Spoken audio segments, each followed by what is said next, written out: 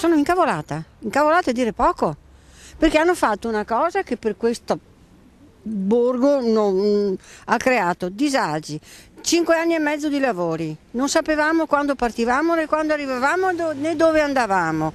È bello per i bambini perché è rosso, perché fa ciuff ciuff, perché fa drin drin. 107 giorni di stop e nessuna prospettiva certa sulla sua ripartenza, con i mezzi sostitutivi a correre in circolare.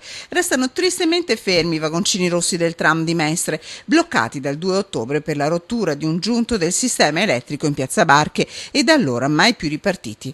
3 milioni di euro i danni sinora subiti dal comune, elevati anche quelli dei commercianti di Mestre. È un danno sicuramente economico, anche perché poi ha creato tanti problemi questo tram di lavori. Ci eravamo abituati finalmente a sto tram, l'avevamo digerito, ci eravamo abituati, adesso non c'è più da mesi, sicuramente ha creato dei problemi perché effettivamente era un mezzo comodo. 5 anni di cantieri, lavori e disagi, l'illusione di avere un mezzo moderno e poi lo stop infinito. Al posto del tram la città è percorsa da vecchi autobus rumorosi e inquinanti secondo i residenti. Intanto continua il rimpallo di responsabilità tra Comune, PMV e ATI, la società responsabile della costruzione.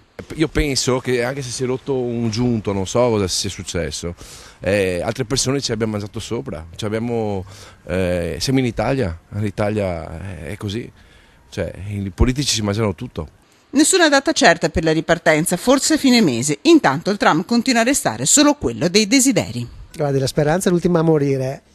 Vediamo cosa succede, da mesi che ci dicono riparte, cosa non posso fare altro che sperare.